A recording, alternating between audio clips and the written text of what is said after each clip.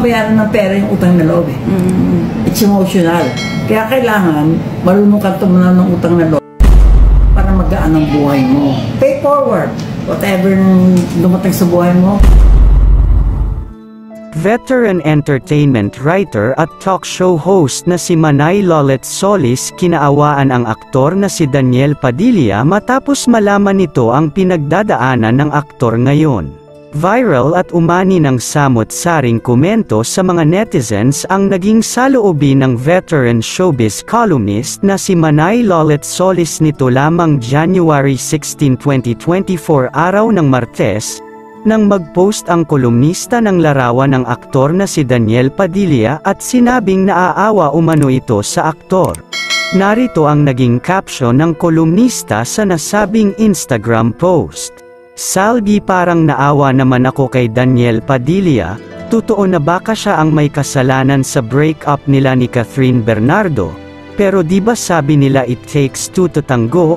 Pwedeng na-outgrow nila ang feelings nila sa isa't isa pero dapat lang na maunawaan ito ng mga taong nakapaligid sa kanila.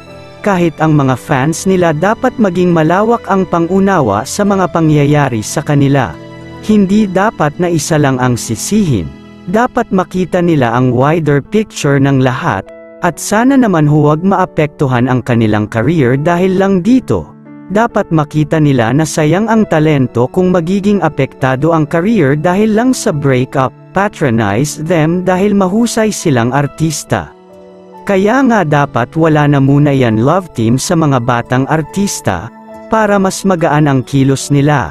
Hindi yung apektado sila kapag may naghihiwalay, hindi bongga, diba Salbi at Gorgie?"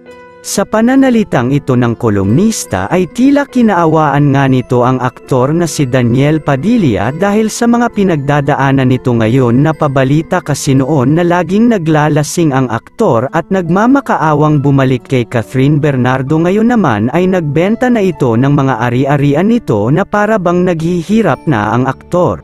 Narito naman ang iilang komento ng mga netizens patungkol sa isyong ito. "Hindi ako galit ni inis sa'yo Daniel, sa totoo lang naaawa din ako sa'yo kasi alam kong mahal na mahal mo pa rin si Catherine. Kung baga na biktima ka lang ng babaeng wala sa kanya ang salitang desente. Itong si Lolet pasaway. Bakit ka maawa sa isang babaero ubod ng yabang? Paki-explain nga please. Kayo mga ka-showbiz, anong masasabi mo patungkol sa videong ito?